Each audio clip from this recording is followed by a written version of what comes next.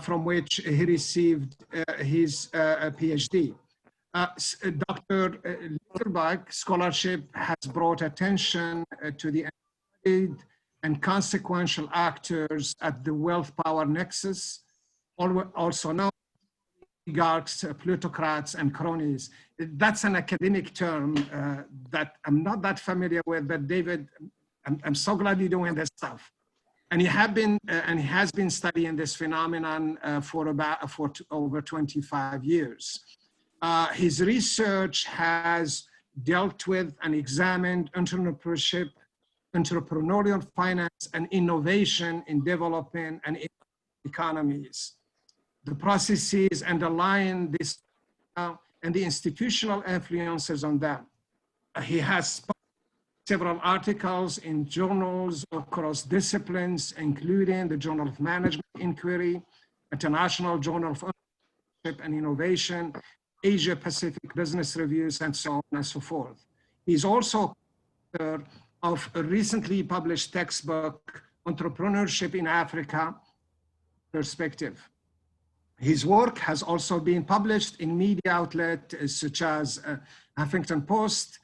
Dr. Lingelbach has received numerous awards for his work, including a Fulbright to Myanmar, a Fulbright Specialist to Colombia, and a Carnegie Fellowship nomination.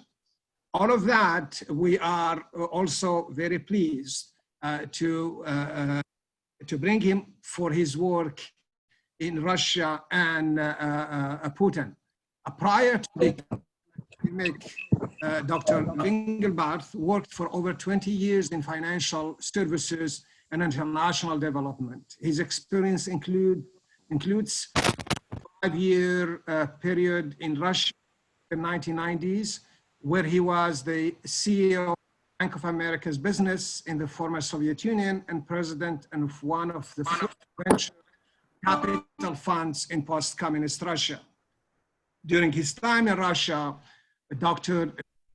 met and worked with Vladimir Putin. And I just lost my notes. Hold on a second, we got it. I could actually talk to you about your experience without reading, but it's better to stay focused. So I was saying that he worked at he was a CIO Bank of America business. And during his time, he met with Vladimir Putin. September 1911, September 11, 1999 piece on Putin in Johnson, Russia list was one of the first Western analysis of then Prime Minister. While working in Russia, he led several landmark financial transactions involving the Russian government and private sector banks.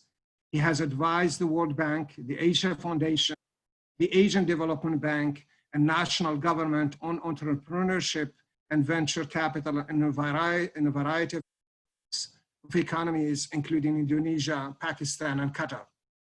Before Russia, David worked as a privatization advisor in Bulgaria and spent 10 years as a commercial banker in Merrick and Philadelphia, including 2 years covering the European corporate market. After Russia, he co-founded a hedge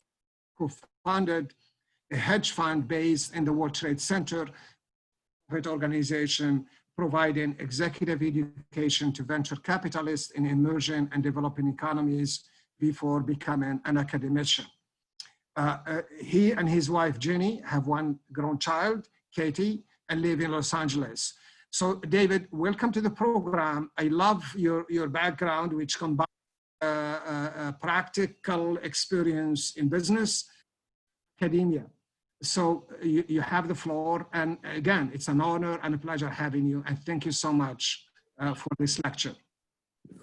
Thank you, Hamoud. Thank you so much. That was very kind of you. And I want to start by thanking the Cal State University Dominguez Hills for asking me to do this lecture. And in addition to Hamoud, a special thanks to Tom Norman, who was really the first person that I met that is part of the Dominguez Hills community. So I'm very, very happy to be with all of you this morning. My remarks today are going to be about 55 minutes in length, and I'm hoping after that to leave plenty of time for us to have a conversation. This is a topic that is, I think, contemporary, timely, but also I think is bound to evoke questions, and indeed, I even expect a little bit of controversy, especially given the way that I am kind of positioning the presentation today. So what I'm going to do is I'm going to go ahead and share some slides to just help facilitate the conversation. Hopefully this will work all right. Great, it's working great.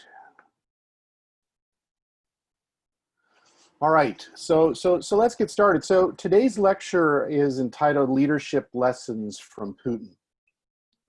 On March 1st, 2016, the now late Justice Ruth Bader Ginsburg gave a eulogy at the memorial service for Justice Antonin Scalia, referring to the long-standing difference of views between these two very close friends.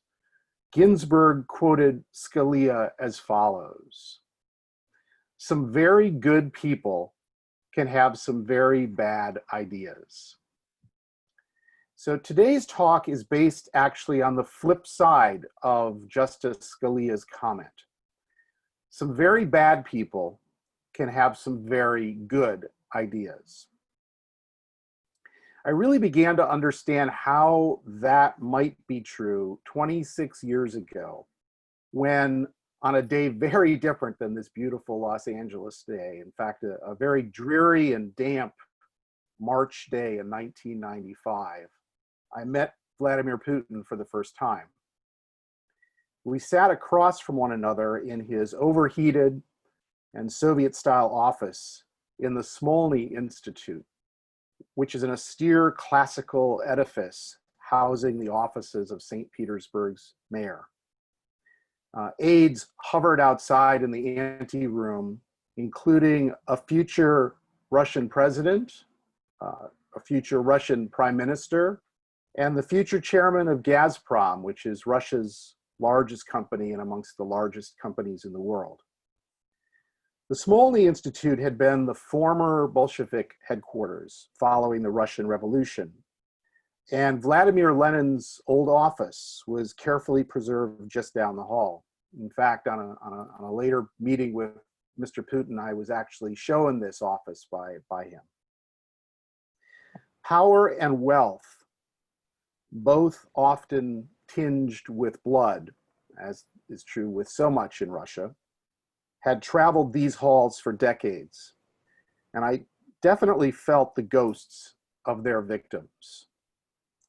Putin and I chatted in this meeting in Russian, in German, and in a little bit of English, which he was just learning.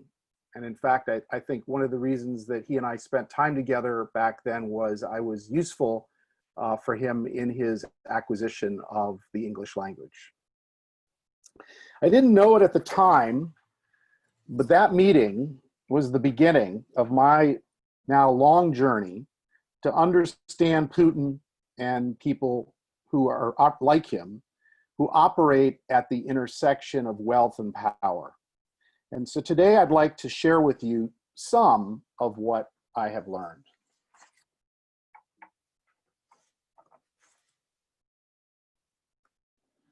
My talk is organized into 4 parts.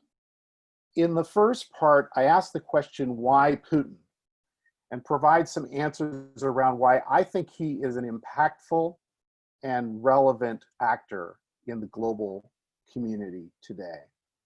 In the next part, the question, who is he, is addressed, and drawing out what I believe to be some of his distinctive attributes.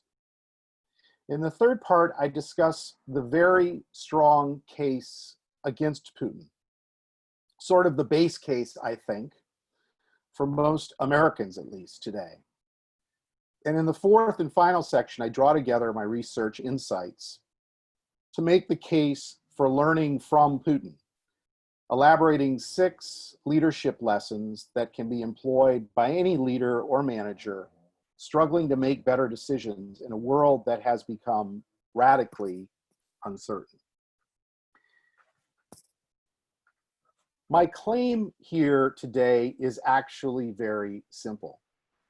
It is that despite his negative personal attributes and significant policy differences with the West, leaders and managers have much to learn from Putin in these increasingly uncertain times.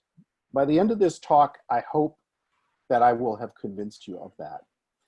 So let's begin. Why Putin? Why does he matter? First, Putin matters because he is one of the most powerful people in the world at present. This table, which is from CEO World, shows him at number 2 in the rankings as of 2020. Now, those of you that are political scientists will recognize that the methodologies behind rankings of this nature have to be taken with a large grain of salt. The measurement of power is inexact at best. But few of Putin's counterparts would dispute these rankings and his relative place in them. Second, and perhaps more surprising to some, Putin matters because he is one of the wealthiest people in the world today.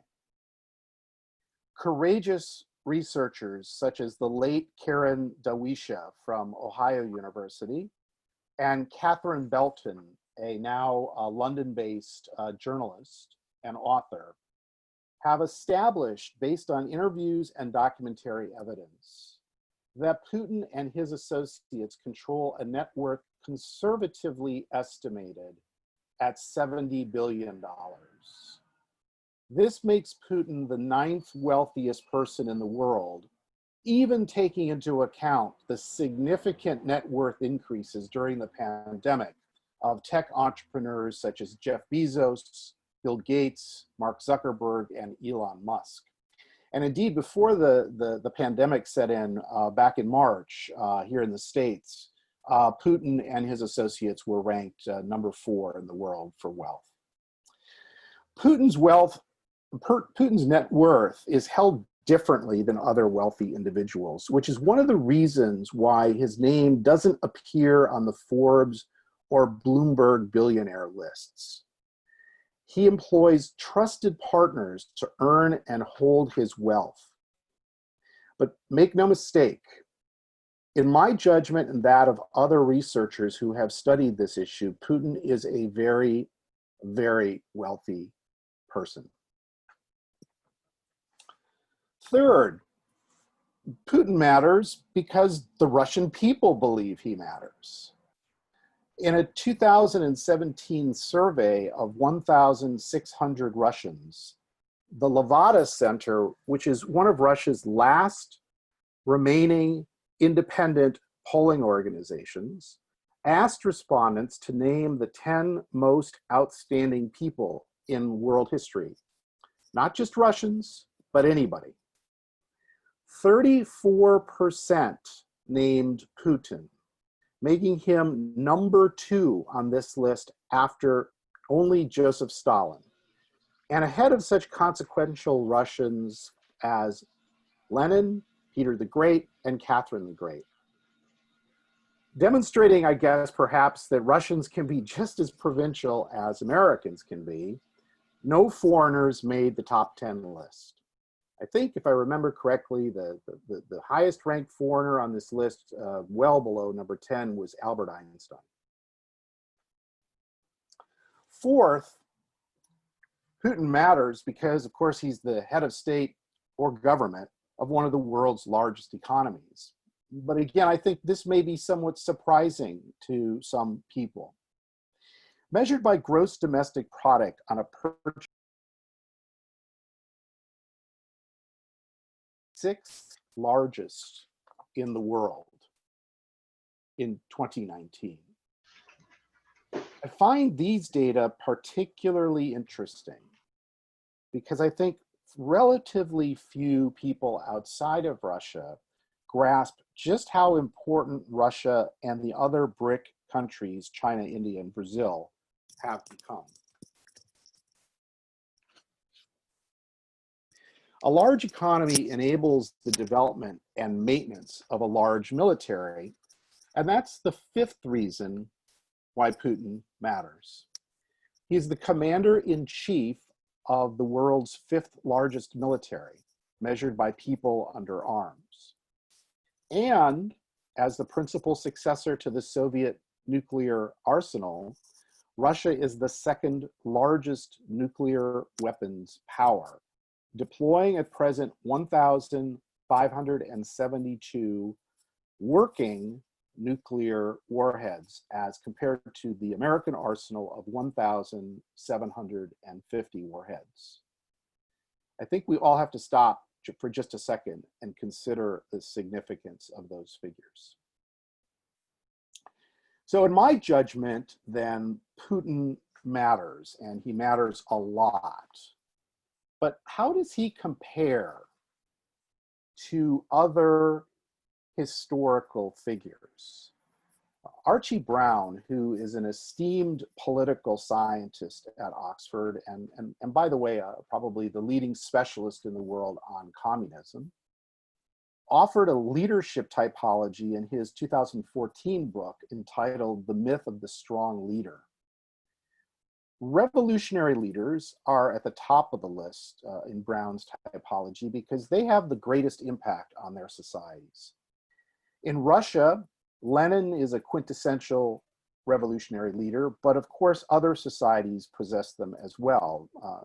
People historically like Sun Yat-sen and Mao Zedong in China, Ho Chi Minh in Vietnam, Fidel Castro in Cuba, and Kemal Ataturk in Turkey. Putin is no revolutionary leader. In Brown's second category, the transformational leader, Russia offers two recent examples: Mikhail Gorbachev and Putin's predecessor and former boss, Boris Yeltsin. Gorbachev's policies played a leading role in the dissolution of the Soviet Union in 1991. Now, on the other hand, Yeltsin's efforts to replace communism with a market-based democratic system ultimately failed. So Gorbachev is clearly a transformational leader, Yeltsin not so much. Successful transformational leaders elsewhere, just to give you a scope for comparison here, include people like Charles de Gaulle in France, Deng Xiaoping in China, and Nelson Mandela in South Africa. To be clear, Putin is no transformational leader either, even after 20 years in office. In fact, rather than transform Russia, I would argue, and many others as well, Putin has sought to return it to its earlier political traditions that, in fact, predate the Soviet Union. It's in Brown's third category, authoritarian and totalitarian leaders, that we can comfortably place Putin. Stalin is, of course, the archetypal Russian example and can be compared, I think, to Adolf Hitler in Germany and Benito Mussolini in Italy. But I don't think we can say that Putin has been as impactful on Russian society as Stalin was, nor can we say that he is, in fact, a totalitarian, such as, for example, the Kim dynasty in North Korea today is. Putin's authoritarianism fits with some of the similar regimes today, such as Erdogan's Turkey, or, in fact, Xi's China.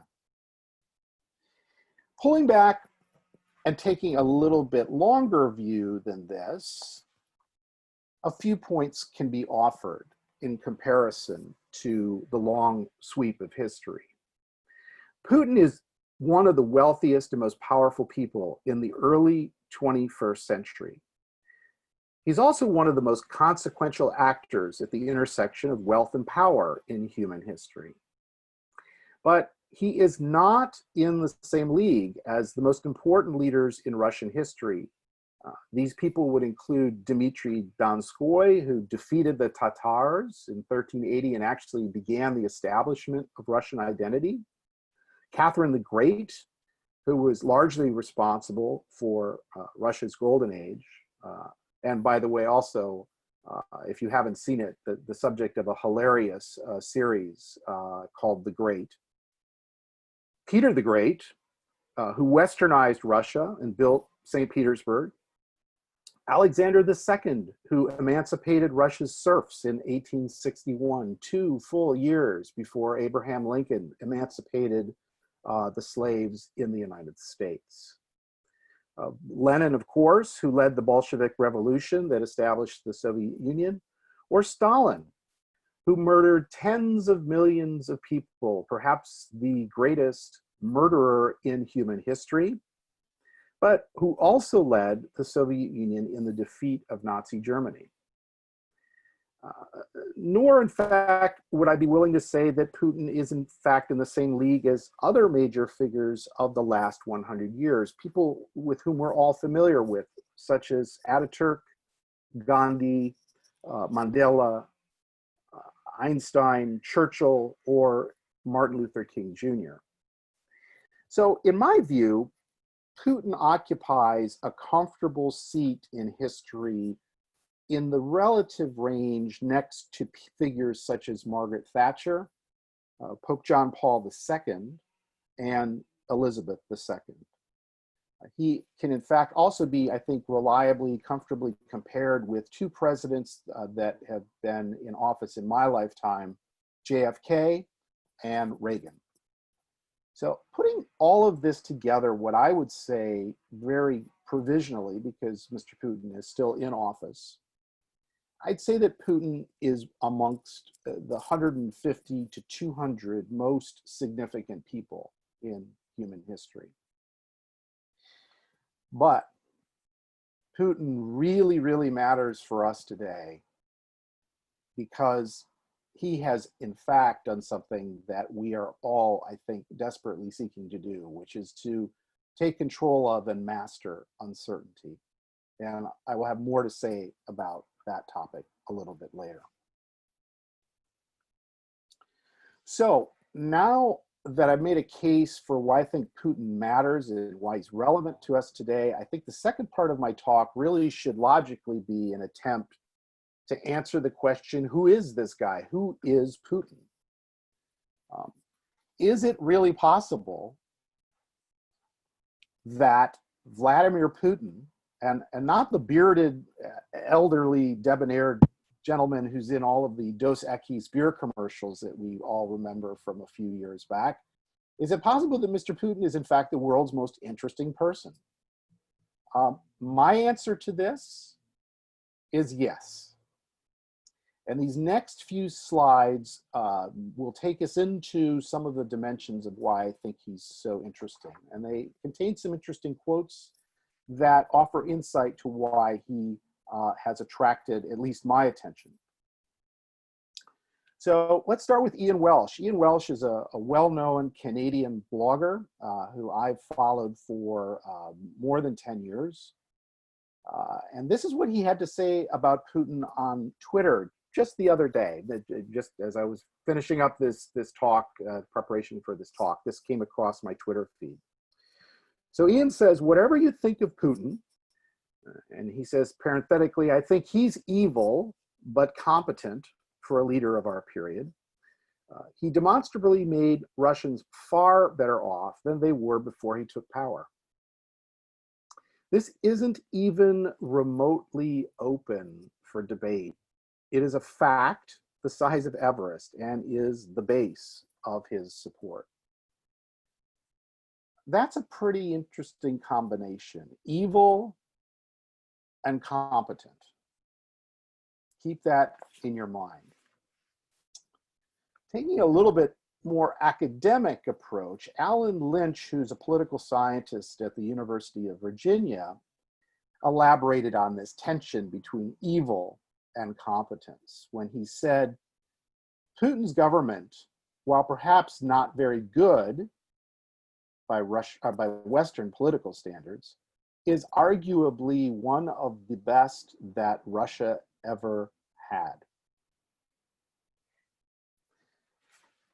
Let's take a Russian perspective on this. Andrei Illarionov, who was Putin's former economic advisor, who fell out with his boss in 2005 and is now a fellow at the Cato Institute in Washington, emphasizes Putin's competence.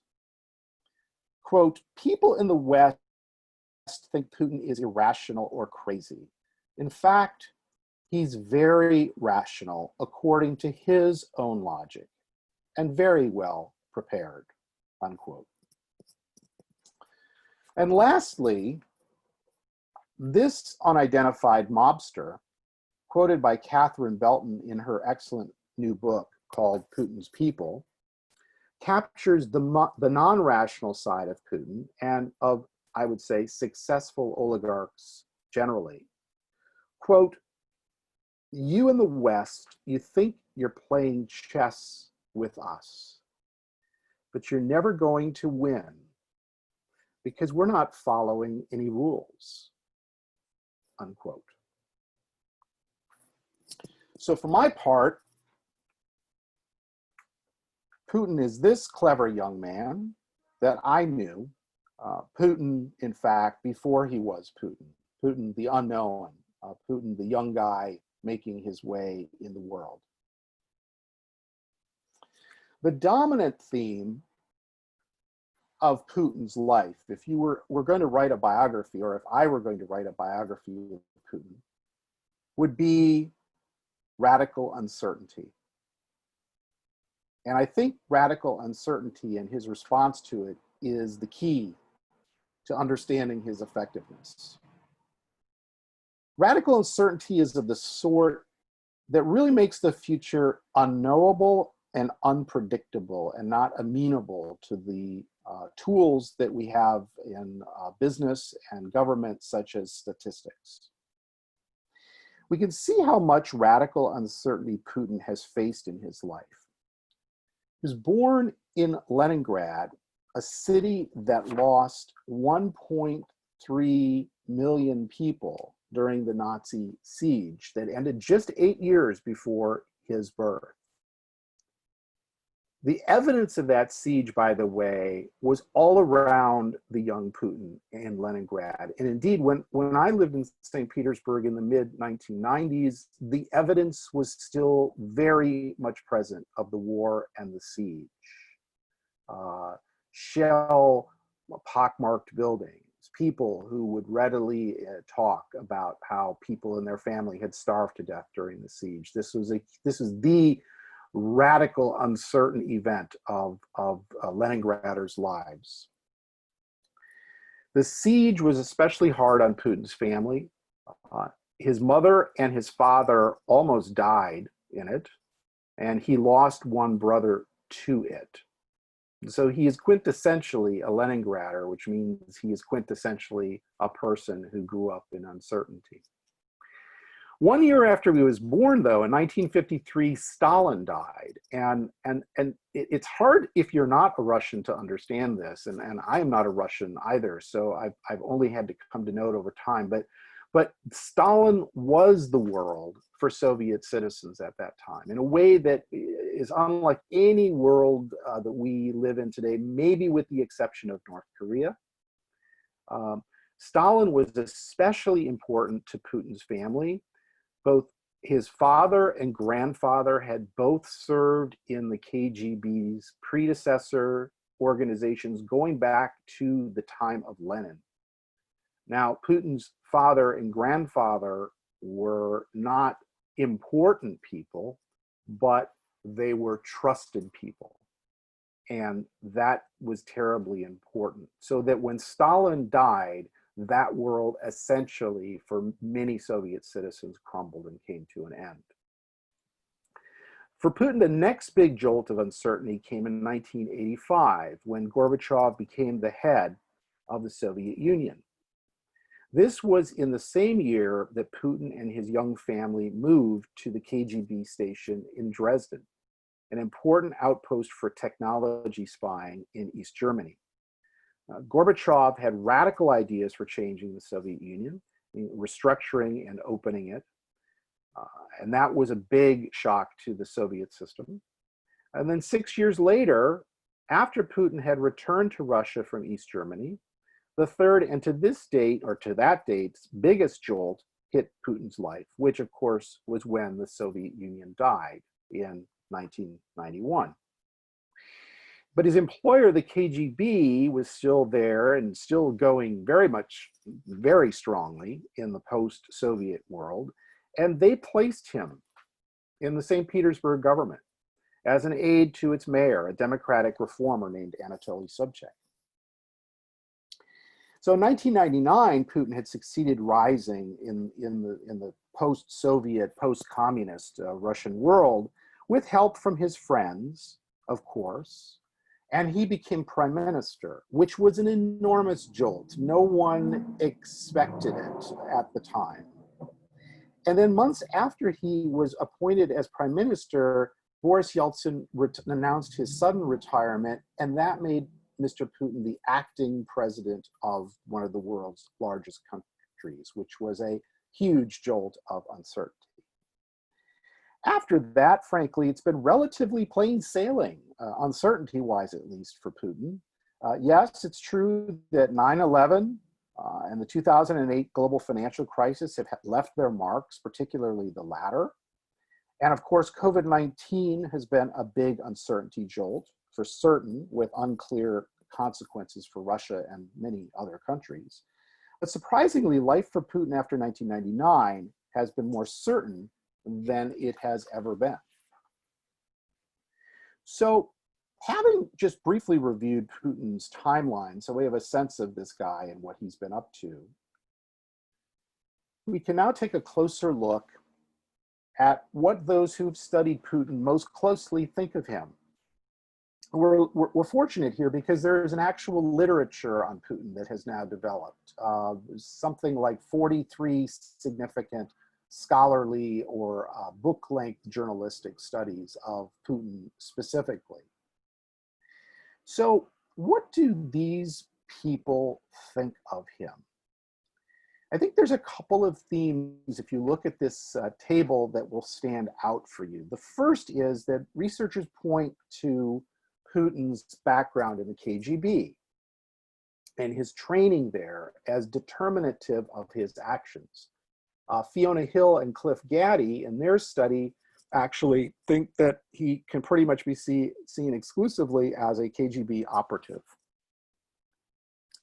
Second, some who have studied Putin see him as a new czar. This is sort of going back to something I mentioned a few moments ago, in which he is returning Russia to the old traditions of authoritarian rule.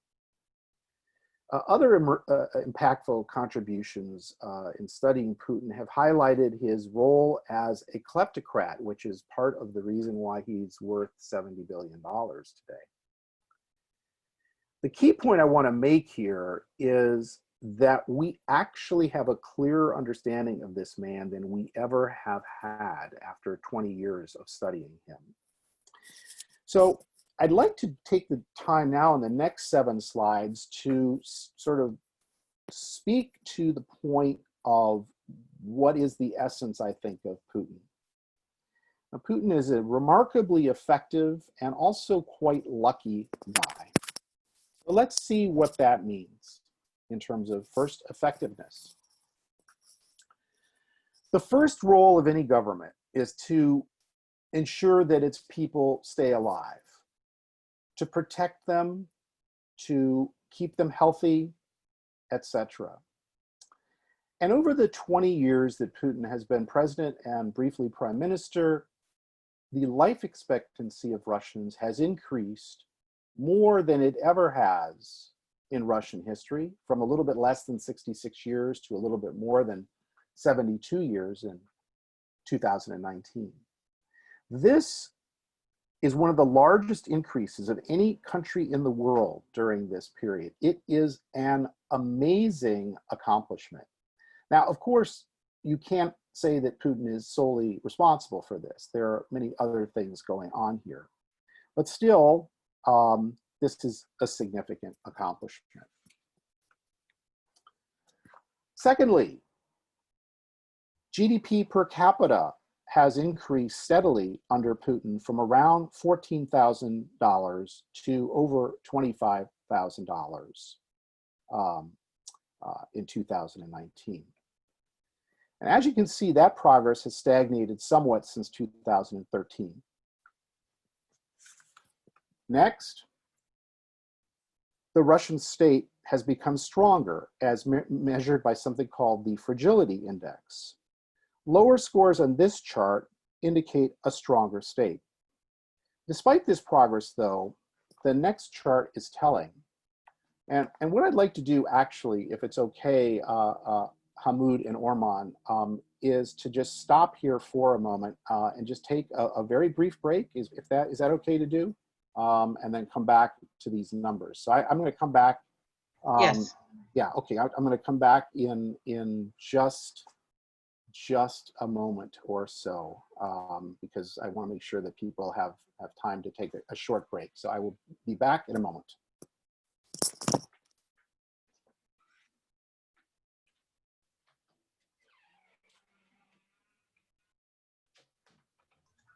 We'll take a few minutes for a break. All right, and I want to thank my students for showing up, and thank you for making the link easy, Ormond and Dr. Solly. And students are thinking of questions. Okay.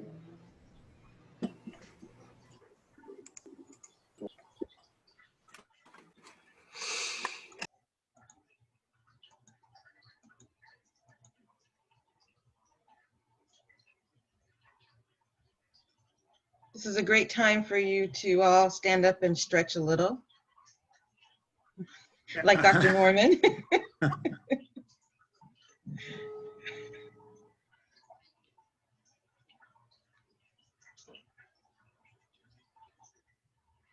What I could do is ask David. David, you're there? No, he stepped away for a minute. Is he coming back? Yes, just You a break. a quick break. So we are, oh, okay. Tom, thank you so much for all your work on this one. This is you the one who made it happen. Yeah, no, you're welcome. It's been fantastic. And I'm glad that the students were able to make the transition. You know, I was worried about this is our normal dedicated class time, but thank you to the Management 310 students that found their way to the Zoom.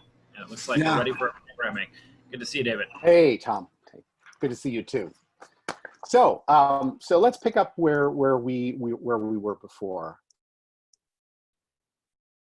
So, COVID-19 is something that I think is very much on all of our minds. And indeed, I think scholars and public health experts alike would say that the pandemic has been a stress test for all governments. And so I think these data are particularly interesting for us to now take a look at because they're happening in real time. And I tried to update these as of just a day or two ago.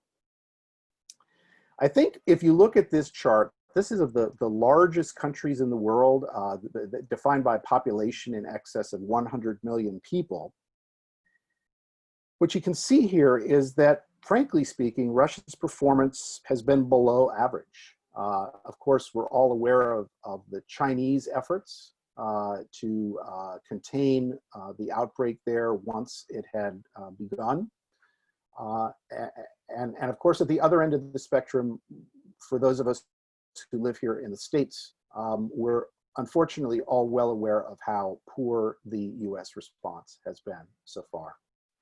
Russia's response, while better than the US and Brazil, is still below average. And indeed, if you look at other slices of this COVID data, taking cases per million, looking at other comparisons like comparing Russia amongst the 10 largest economies, looking at Russia in comparison to the former Soviet states, doing really any kind of slicing and dicing of the data you would care to do, what you will see is that Russia's response has been below average so far. And indeed, some independent observers have suggested that COVID-19 may be the problem that Putin is simply unqualified to address and respond to. And I think in Q&A, we should pursue that further because I think it's quite an important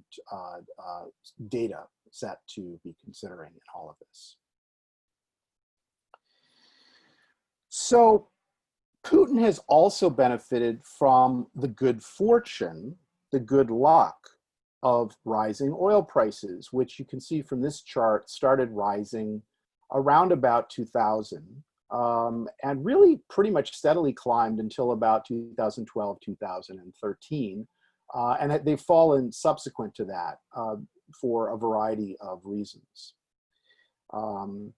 That fall in the oil prices, by the way, given Russia's overdependence on oil and gas, explains in part why Russia's GDP per capita has been stagnating of late, as we saw a few charts later. So when you put all of these factors together, the good experience with life expectancy and GDP per capita growth, the not such great response to the pandemic, the good luck in terms of oil prices. So what do the Russian people actually think of Putin? Now, when I started researching him a long time ago, there were a lot of Western observers, frankly, people that didn't really know very much about the country, who would say, oh, you can't believe public approval ratings in Russia because they're all cooked and the like. And perhaps that might have been true at one time.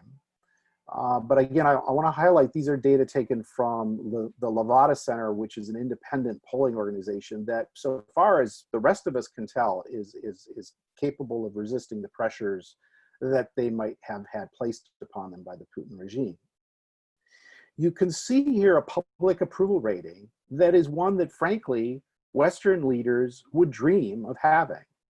Even now, it's about 60%. It's actually fallen very slightly in the very latest data from last month to 59% for Putin. But still, if you compare these to other leaders in other places, and this next chart will do that, you will see that Mr. Putin's approval ratings are quite healthy. And given what I understand as someone who's lived in Russia, I am not going to ignore what the Russian people may be saying about their leader. It seems that in comparison to some others on this chart, including the recently departed Shinzo Abe in Japan, I think that Mr. Putin's approval ratings are holding up rather well. The last thing to say about who is Putin, and perhaps some of you may find this a touch idiosyncratic, is to take a look at who his heroes are. There's two figures that really stand out. The first is Peter the Great, the man on the left, who was Russia's great builder. Was a force of nature that really put the word European into Russia's Eurasian mentality. A picture of Peter, by the way, hung on the wall in Putin's office where I met with him. It's something, by the way, that is something that others who knew him at that time have commented on in books they've written. The figure on the right, whose name is Jan Berzin, is one I think that's unknown to most people outside of Russia. But he may be more important to Putin than Peter the Great was as a role model. Berzin was the de facto head of Soviet military intelligence during much of the 1920s and into the 1930s, before he was purged by Stalin.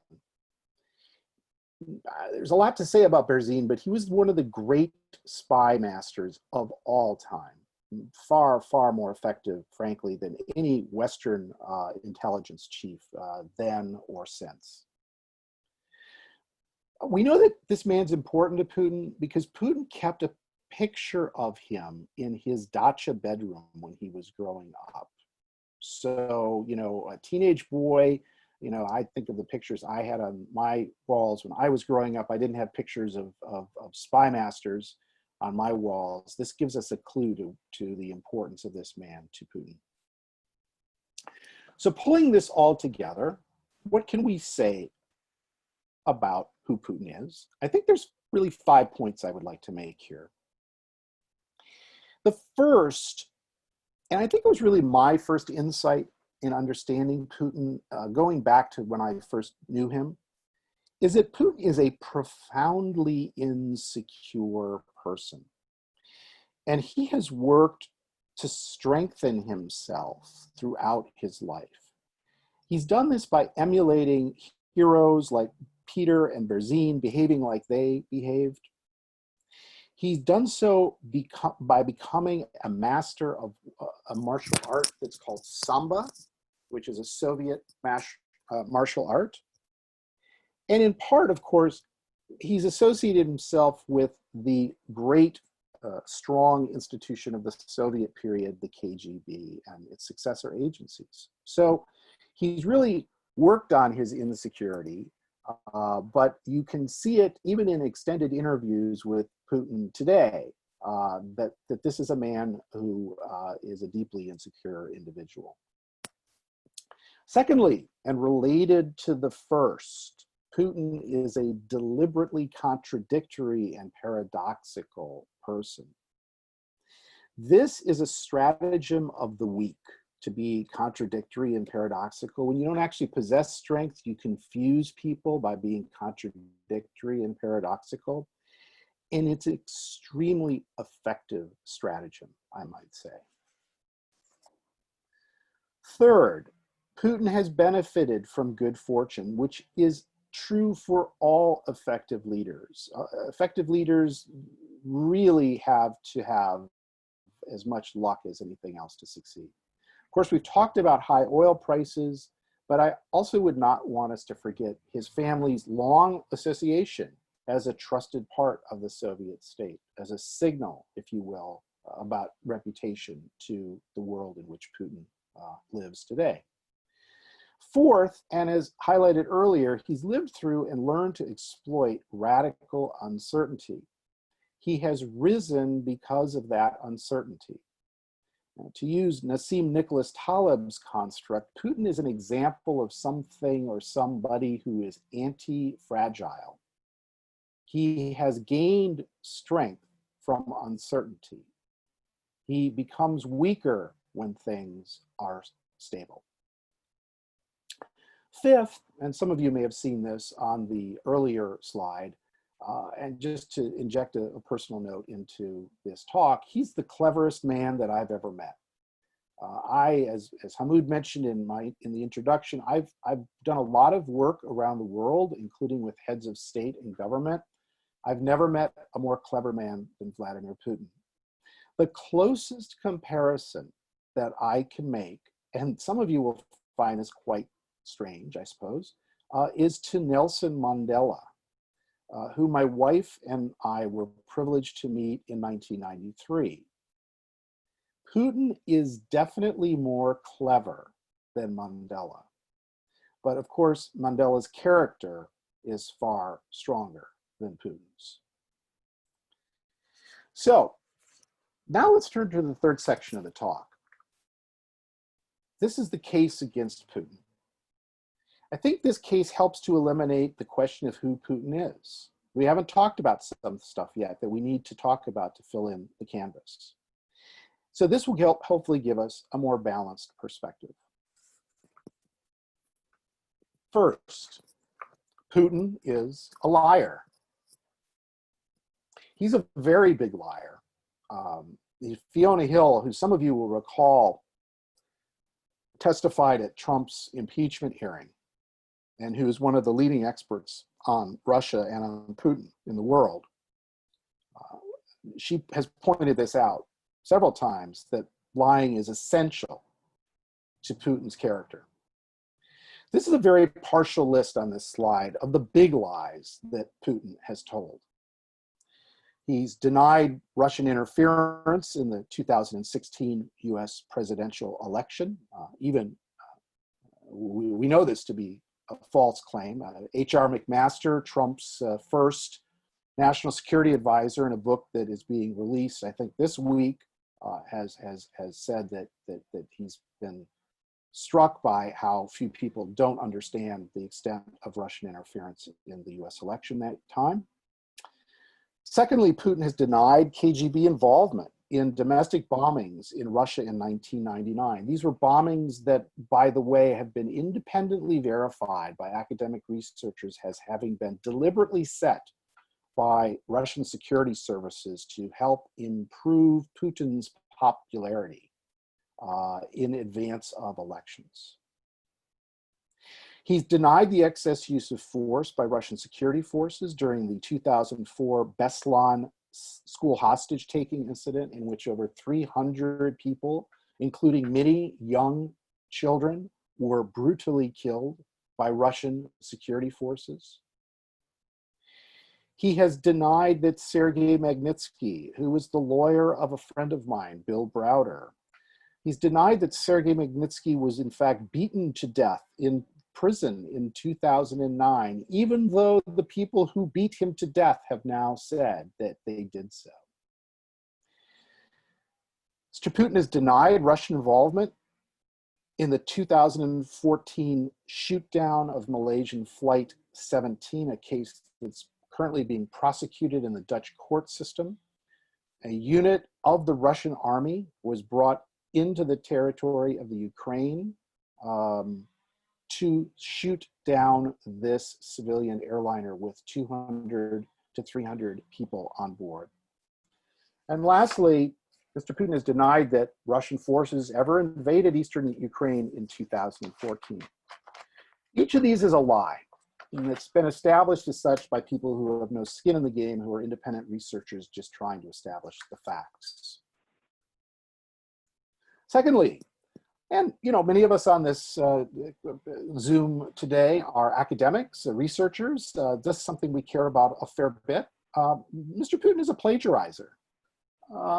He would have been kicked out of my university or any of my alma maters for what he did.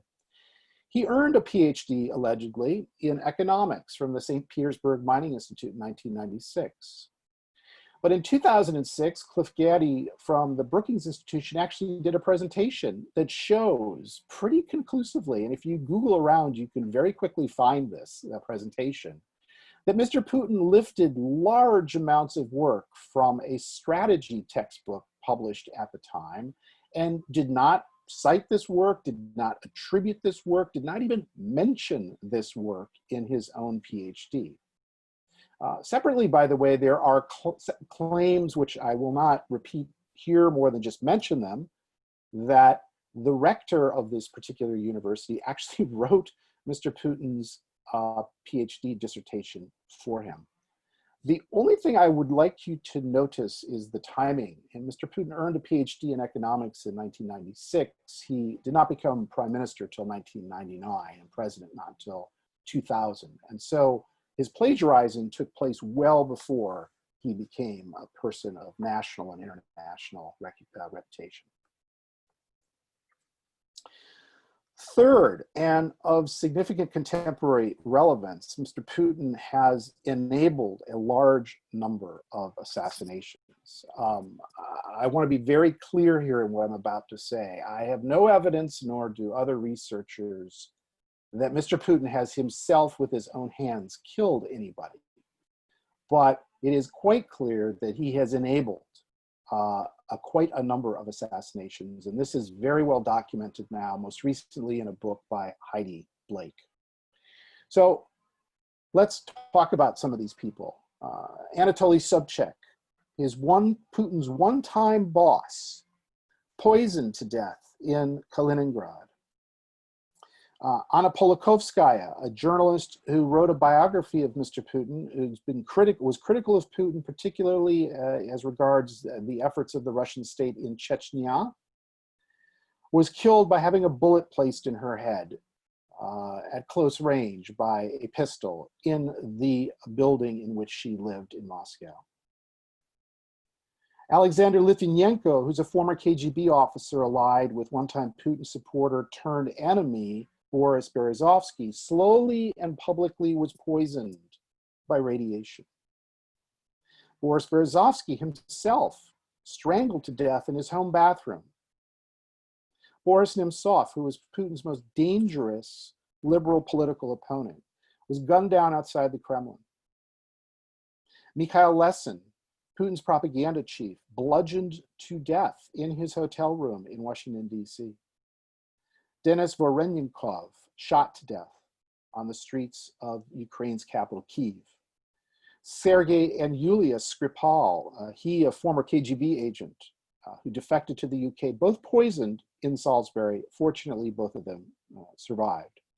And as we speak, Alexei Navalny, Putin's most powerful political opponent right now, poisoned in his Siberian hotel and expected, fortunately, to recover in a Berlin hospital. There's many others that could be named here.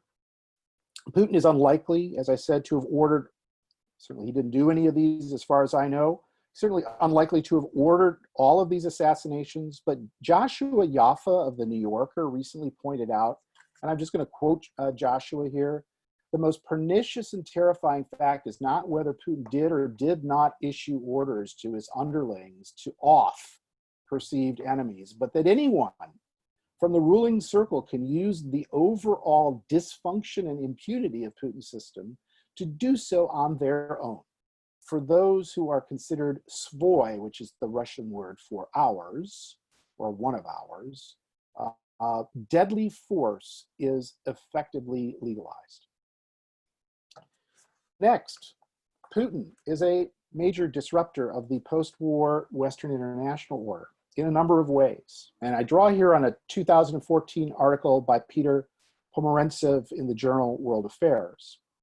First, he's engaged in overt disruptive measures such as the Crimean annexation and support for rebels in eastern Ukraine. Former was the first major violation of international borders in Europe since the end of World War II. His 2008 invasion of Georgia was in some ways a dry run for Crimea. Of course, cyber warfare on a global scale has become stock in trade for Russia's global power projection. And finally, Putin is actively and openly intervening in the Belarusian crisis, which is ongoing as we speak, attempting, in fact, to gain control of this near neighbor. Putin also manipulates the international system from inside, disrupting it as a result. By pumping large amounts of Russian capital into the London market, Russia has made the UK addicted to this capital. Maintaining a strategy from Soviet days, Putin uses the supply of natural gas to extract political concessions and divide EU members one from the other. And Putin has also subverted multinational bodies such as OSCE and the Council of Europe, leading to the undermining of elections and human rights monitoring. Putin has manipulated ideas by internationalizing RT, which is the Russia propaganda cable station, which now reaches over 250 million viewers globally. And he's provided financial support to intellectual influencers in the West on both the left and right, sowing the seeds of division as a result. And finally, he's actively been out there building alternatives to Western institutions, the Eurasian Customs Union, an alternative internet, and most importantly, his strong alliance now with China. Next, you can tag Mr. Putin, I think, as an authoritarian, and even according to one respected observer, and a totalitarian. You can see here he checks off all four of the attributes of authoritarianism from Lintz's classic 1964 study. Still, I wouldn't say that Putin is a pure authoritarian. His Putinism is a mixture of authoritarianism and managed democracy. And Masha Gessen, who is one of the researchers that I most highly regard when it comes to Putin, sees his regime, in fact, as totalitarian. So I'm not sure that I have a right to disagree with Masha. She knows a lot more about that than I do. And so perhaps she is ultimately right. Finally, in the case against Mr. Putin, we can see that he has become a destroyer of Russian livelihoods. Russia's population has now begun to decline again, and of course, COVID-19 is only contributing to that, but this started before COVID-19. Russia's economy remains overly dependent on oil and gas, which means its economic growth will remain erratic and closely tied to oil prices. He's done very little to try to convert the Russian economy into one that's more based on innovation, which is strange given that Russia has awesome technological capability. Corruption and violence remain endemic across most levels of Russian society, and discrimination is widespread against religious and ethnic minorities. It seems clear to me, at least, based on this section and the review of this partial evidence, that most reasonable people would say that Putin is a bad man, an evil man if you have a religious bent. So, having ended this section, now let me make the case in this fourth and final part of the talk, about how we can learn from Mr. Putin. The first thing to say is that we live in increasingly uncertain times. Specifically, as I mentioned at the beginning of this talk, our times are radically uncertain. The future is less and less knowable. Where is this radical uncertainty coming from? Well, first of all, we have two existential threats to the human civilization facing us at present: climate change and automation. These threats, of course, are to some large degree predictable, but what's not predictable, and therefore what makes them uncertain, is the consequences of these threats. Second, we're seeing an increasing frequency of what Nassim Nicholas Taleb calls black swan events. Events like 9/11, the collapse of the Soviet Union, the development of the internet and personal computers, and World War I. And third, of course, we're also just seeing other things that are just bad, that are surprising us. Things like this specific pandemic. Of course, pandemics in general are forecasted by those who study them to be increasing in frequency, particularly those that involved animal to human transfer of viruses. But this specific pandemic that we're in right now, and the response, of course, to it, were simply not predictable. 20 years ago, when I started talking about the rise of uncertainty in decision-making generally, many people just didn't get it. I mean, after all, very few people 20 years ago had a personal experience with what uncertainty was and what its consequences could be. I think sadly, as we sit here on this Zoom lecture today, we all are much more aware of what radical uncertainty actually means for us as individual humans. My second point is that Putin, as I've talked about earlier, has succeeded through uncertain times. I just want to remind you of these things. Growing up in Leningrad, the death of Stalin, Gorbachev's accession to power, the collapse of the Soviet Union, 9/11, the global financial crisis, and COVID-19. That's quite a lot of uncertainty for one man to face in his life. Of course, others would say that, others in the Soviet Union faced exactly those same risks. But the difference here is that Putin actually got stronger in the face of these cascading uncertainties, not weaker. And there could be a variety of reasons for that. So Putin has mastered uncertainty. I would assert that that is evident, at least to me. But so what? Who cares? I mean, Vladimir Putin is the leader of a country that many people on this Zoom will perhaps never have a chance to visit. My point here is simply this, that other leaders and managers might want to consider learning some of Putin's lessons. He is, after all, somebody who's actually figured out how to navigate through and take advantage of uncertainty. And why might that be? Because uncertainty means that the survival of organizations broadly are now at stake. We know this from history. We know this, that the World War I, which was a huge uncertainty event, destroyed three massive empires, the Habsburg, Ottoman, and Russian empires, upending the international order of the day. We know that a whole bunch of different tech companies, led by the Digital Equipment Corporation, DEC, were destroyed by the rise of personal computer companies like, for example, Apple. And we know that the pandemic has had a huge negative impact on the corporate sector here in the United States. There are 24 large US corporate bankruptcies that have been caused in whole or in part by the pandemic so far. The list here is long. I won't repeat them all, but you will recognize some of these names: California Pizza Kitchen, Brooks Brothers, Sur La Table, Hertz, Gold's Gym, JCPenney, J. Crew. That's what uncertainty, radical uncertainty, can do. But at the same time, the other side of the destruction is that opportunity sets are created by radical uncertainty. Organizations can actually choose to become anti-fragile, which is to say they grow stronger in the face of uncertainty. We have examples of this. Switzerland, things go bad anywhere else in the world, people move their money and sometimes themselves and their families to Switzerland. The mythical Hydra, you cut off one head and two grow back. And of course, Silicon Valley is a great example of a place that actually gets stronger from failure and from uncertainty associated, driving that failure. So to come to the end, really, of this lecture, how do people like Mr. Putin exploit radical uncertainty? So what I have to offer to you here today is a framework that, because we need to have a catchy acronym, I've chosen to call the DWARFs framework. There are 6 parts of this framework that, taken together, seem to allow people like Mr. Putin to exploit uncertainties. So let me just briefly talk about these. Starting at the top, the D in DWARF stands for defining yourself. Putin has understood who he is.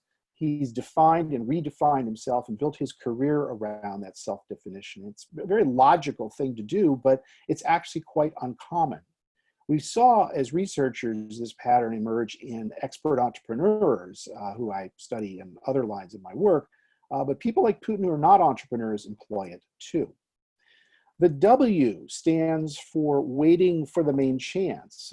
Timing's been very, very important for Mr. Putin's rise, and it's been important to the success of business people generally.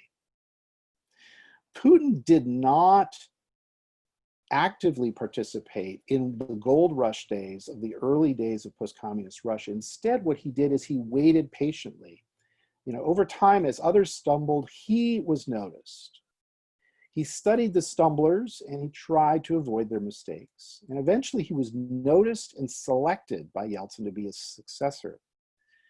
15 years later, he chose to annex Crimea, which was a very big risk and a chance for him to enormously expand his domestic approval, which he did, and enhance the territory of the Russian Federation. Both of these risks that Putin took on were big moves, and from his perspective at least, they were winning moves. You may disagree with these moves, but they were winning moves for him.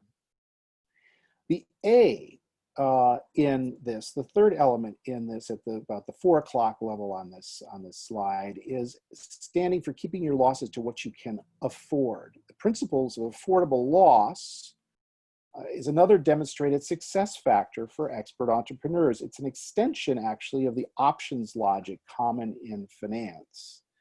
Affordable loss people write off their investments of time, money, and other resources at the beginning before they act in the face of uncertainty. As a result, they have nothing to lose. And throughout his career, Putin has never risked more than he could afford to lose. The R at the bottom of this stands for flying below the radar, being stealthy, adopting a guerrilla strategy. Now, this is a time-tested approach used by relatively weak actors to surprise and overpower their opponents. Putin's stealthiness is almost inherent to his life story. He's always been the guy in the corner, the guy that nobody really paid attention to. He was perpetually number 2. Born and raised in the Soviet Union's second city, posted by the KGB to the number 2 city in East Germany, deputy mayor in St. Petersburg, deputy to the Presidential Property Management Office, deputy chief of staff to Yeltsin, His first CEO gig actually didn't happen until he was 46 years old. Then he went back into the shadows after that again, first as number 2 to the number 2 as first deputy prime minister, then prime minister, and finally as president, again becoming number 1. Hiding in plain sight is central to Putin's advancement and an important way to exploit uncertainty. The F on this graphic stands for Friends with Benefits. This title was suggested to me, I know it may be sort of racy for a few of you, was suggested to me by one of my students. I think it actually fits very nicely.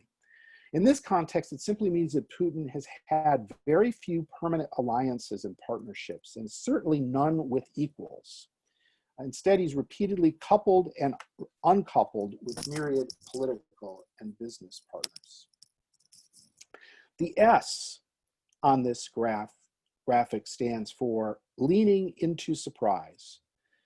Like expert entrepreneurs, Putin has taken advantage of the surprises conferred by uncertainty. His appointment as prime minister, the opening to annex Crimea in 2014, and now the COVID crisis, which has had one positive benefit for Mr. Putin. He has been able, through a referendum, to engineer an extension of his term in office potentially to as long as 2036. That is while the pandemic was raging in Russia. So there we have it. These are some thoughts on leadership lessons that we might learn from what I think is one of the world's most interesting men, Vladimir Putin. Henry Kissinger said that Putin is a figure out of Dostoevsky. So I'm going to close with this quote and then turn it over for questions. This quote is a quintessentially Russian quote, and it's a quintessentially Putin quote. Everything will probably never be okay, but we have to try for it. Thank you for listening, and I look forward to your questions and comments on what I've had to say here today. If we have any questions, if you could please raise your hand. And thank you, Armand and David, for an excellent lecture. I'm sure we'll get some questions. In the meantime, while we're waiting, I was wondering if in the Dorf model that you have outlined at the end of your talk, and your proposition earlier that Vladimir Putin, very insecure leader. My question, and I know you might have dealt with it, is how do you characterize the Putin relationship with Donald Trump and that with Hillary Clinton? Because remember, Clinton became a Secretary of State. She traveled to Russia, and at the time, she wanted to convey to the Russian leaders that they have a place in international relations. This is something that they haven't seen before. That she wanted to make them look sort of as makers and shapers and contributors to international system, not just mere players. The reset button initially was designed to appeal to them. And that's also with Obama's issue. So I was wondering if that uncertainty, how much of that uncertainty played into the leadership role that Putin had undertaken, and particularly with Donald Trump, President of the US, Donald Trump, and Hillary Clinton. Okay, so there's Hamoud. There's a lot there. There's a lot there. So I'm going to try to answer those great questions, Scott. So I have a couple points to make. First, about Hillary Clinton and how Putin may see her. So I think it's important to see the way in which Putin regards Clinton through the lens of how he regards or regarded the Obama administration. I think a really seminal moment, as I pointed out in this talk, was in 2014 when Putin decided to annex Crimea.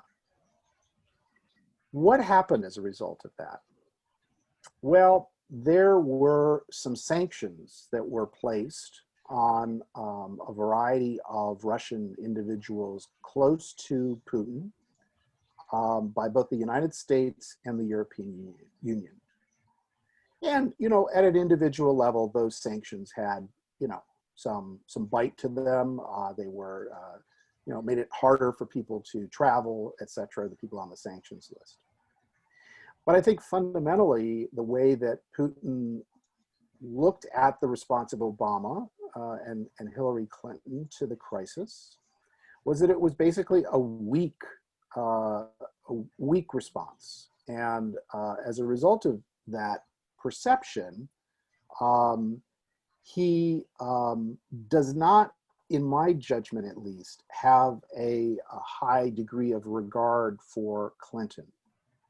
Now, that's not specific to Hillary Clinton, by the way. I think it has to be said, I kind of passed over this in the literature earlier in this talk, but one scholar, Valerie Sperling, looks at Putin through the lens of gender studies and basically says he's a macho man. I mean, he's a guy with very much the machismo mentality, which amongst its other attributes includes a low regard for women.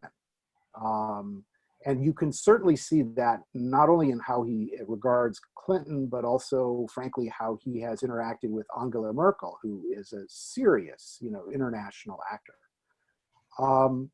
So my view on Putin's relationship or regard for Clinton is that he just doesn't have a lot of respect for her. And given the choice between that and somebody like Donald Trump, I think it was clear where the preference lied or lay. So let me talk about Trump's relationship with Putin. I have no news on this, by the way. This is obviously something that other people have talked about and written about. And again, I point everybody on this call who wants to learn more about this to Catherine Belton's excellent book on called Putin's People, which has in it a final chapter on Trump as one of Putin's people.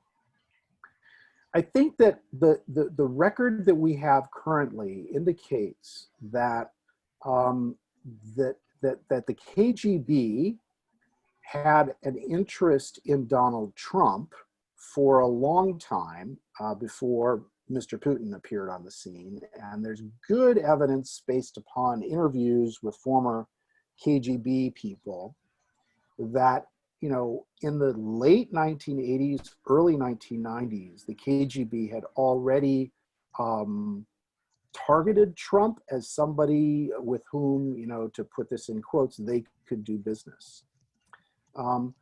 That does not mean, by the way, that one can assert, because there is no evidence of this, one cannot assert that Donald Trump is some sort of an agent for Mr. Putin or for Russia or before that for the Soviet Union.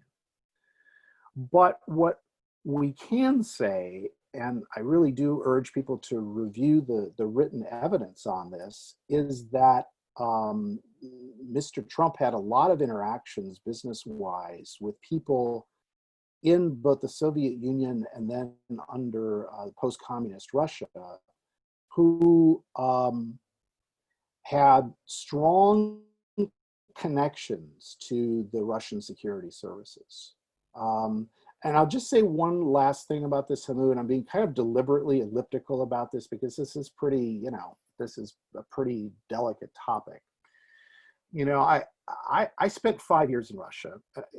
3 of those years were as the president of Bank of America there, okay, which is a serious international bank.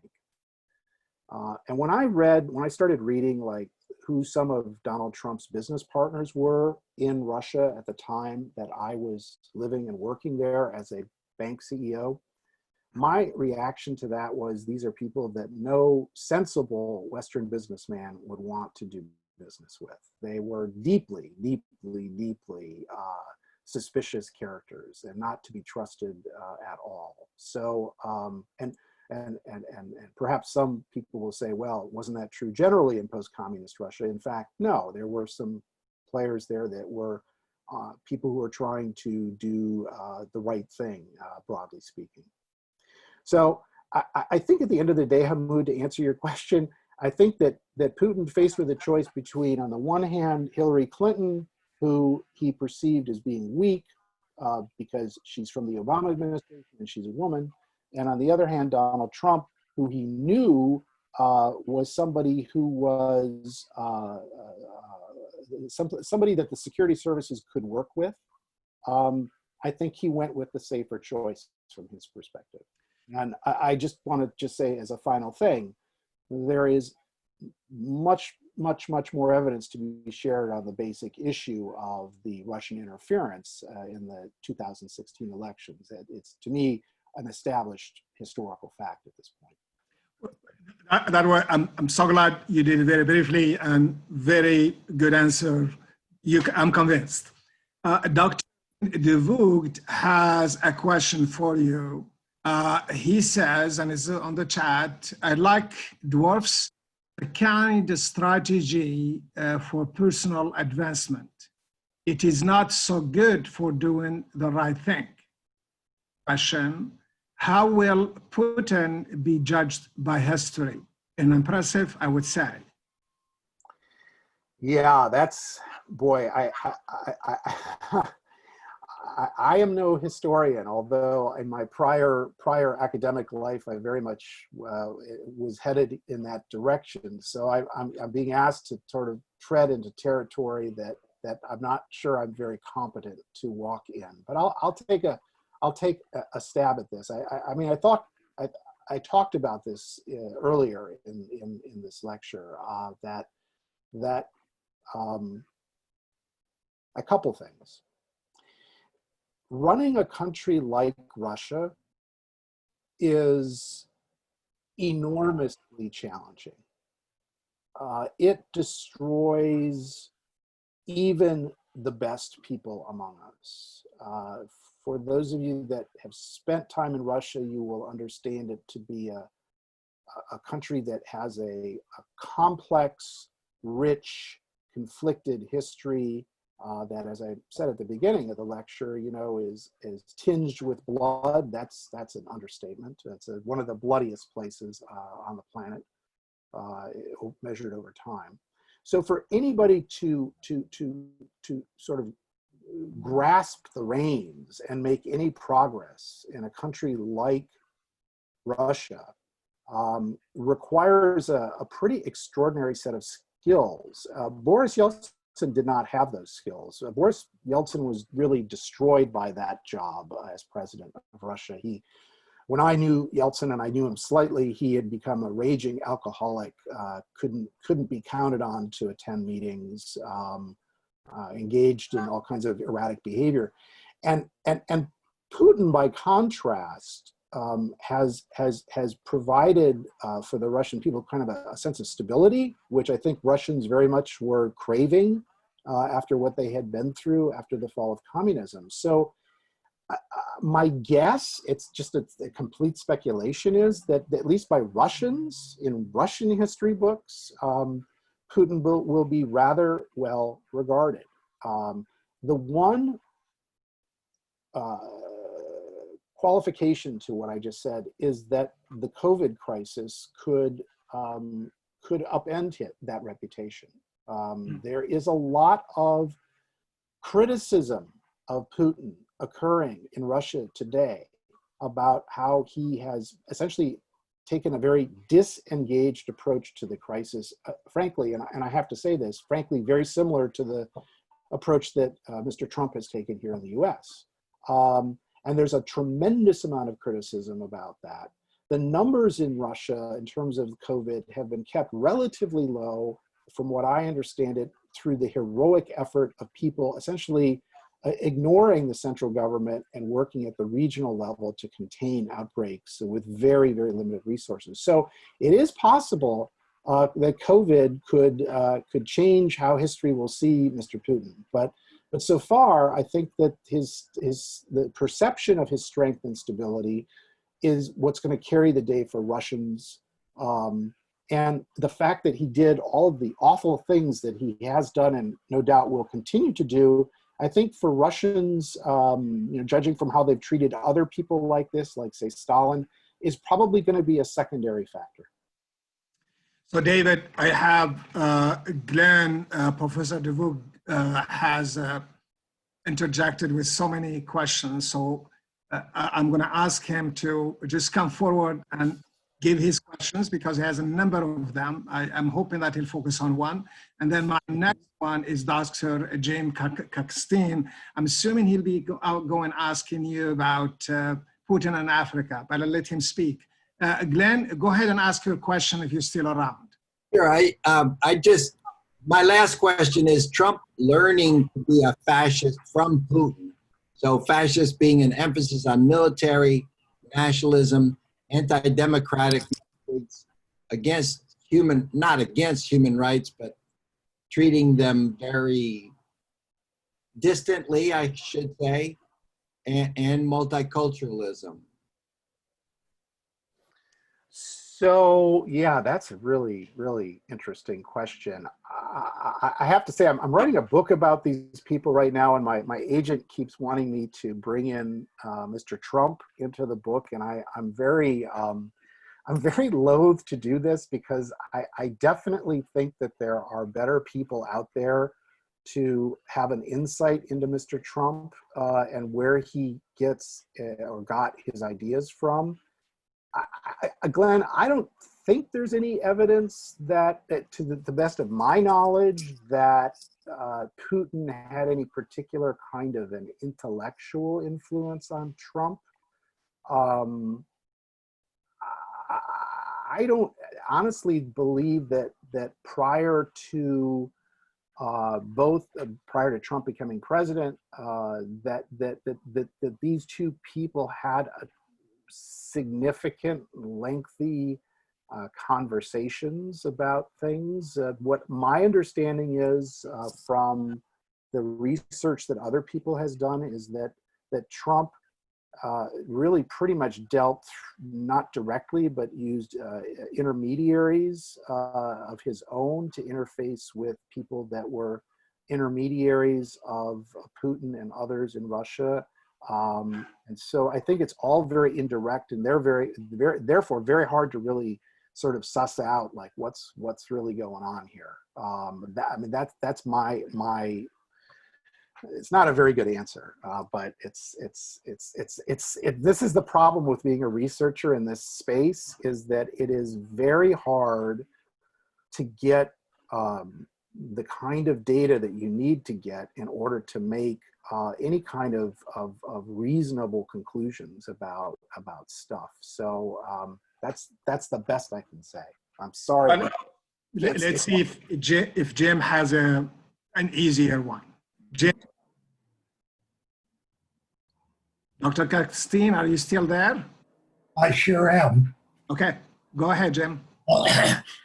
Thanks, David. It was an eye-opening discussion or lecture.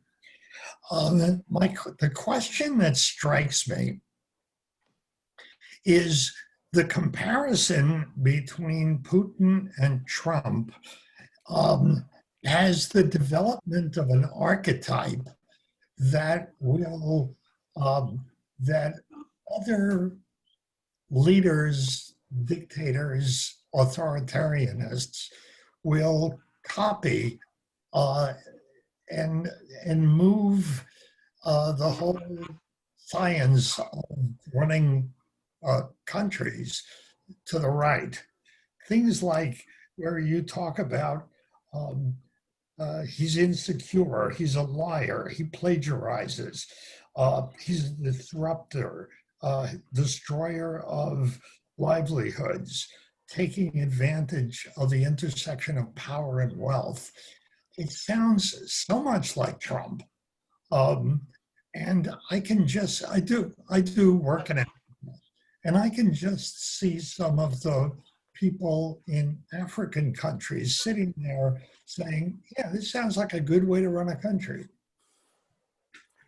Yeah, Jim, it's a great point, a great comment, and I really agree with it. I've kind of tried to keep this part of my research out of today's talk, but I'm sort of trying to develop a new field of study, which I call oligarch studies, which is basically, looking at people like Putin and Trump. And I think, you put your finger exactly on it. What makes them different from other business and political actors is that they work at this sort of intersection of politics and wealth. And, Trump's a fascinating example of somebody who was able to translate a business career and some success measured by, claims of a net worth of around $2 to $3 billion into, arguably one of the most, whether you like him or not, one of the most brilliantly executed political campaigns in modern American history and gained power as a result of that. And Putin is like at the other side of the oligarch phenomenon. Of course, he really never had any money, but started, once he got into power, developing some of the tools and techniques that he now employs to gain significant personal wealth. And so they're two sides of essentially the same coin, this sort of oligarch, plutocrat, crony kind of coin. As you say, if you turn to Africa, because I do spend some time there as well, or at least I did before the pandemic, there are people in Africa that would find this very much familiar to them. I mean, let's take, for example, Cyril Ramaphosa, the current president of South Africa. He's very much like Trump and Putin in that he has worked at this sort of intersection of politics and wealth for his entire professional career. And of course, there are others like, they're just more, people who engage in massive looting and pillaging types that might draw some lessons from it as well. The thing I would say otherwise, Jim, is that, because I do keep a pretty big data stuff. My sense is that essentially when we're living right now in 2020, we've kind of reached a kind of peak in terms of the prevalence, the influence of these kinds of actors in the global system. I noticed a year or two ago that the number of countries that were either electing these kind of people or otherwise allowing them to come to power was starting to level off. I mean, they'd grown quite dramatically through the 90s into the 2000s, but now we're kind of leveling off. And today there's 9 people like Trump and Putin that are running countries around the world. So, it's a minority for sure. My sense though is that perhaps, we've reached a kind of a peak for the moment. A number of these people are encountering difficulties. Sebastian Piñera in Chile, who's another classic example of this phenomenon, is really in a lot of political difficulty right now because of some of what he's done. So there are examples to be had here. I think the main thing I wanted to say today is that, even if you don't envision ever becoming Trump or Putin or running a country, there's like at an individual level, there's a lot more we could probably learn from people like this to just, take advantage of the uncertainty that we are all living through and are likely to be living through for some time. Long answer. I don't know if I got all the points, but that's my best shot. Thank you. It was a good shot, and I think we come to the end of our lecture today, David. I thank you so much for the lecture, for the work you do, and for the knowledge you added for our benefit today. Until next time, let me just thank Armand. I think you have, Armand, other businesses to take care of. Yes. But those who are not part of the visiting scholar group, it's been a pleasure having you. next lecture will be the last Tuesday of the next month. We'll address the same issues. Actually, David given me some ideas. Might be we bring another Soviet person who could do a lecture on that. We have somebody in mind, but I think we might stay for a topic that is relevant to our scholars on the campus. A pleasure. Have a good day. And Armand, it's yours now. Thank you. David. Dr. Lingelbach, everyone. thank you so much for joining us in your presentation. It was truly insightful, and we Thank you. appreciate it. Thank you, Armand. Pleasure to do it, and nice to see everybody virtually. It's quite an impressive group. Yes. All Thank right. you. Take Thank care. you, everyone. Can our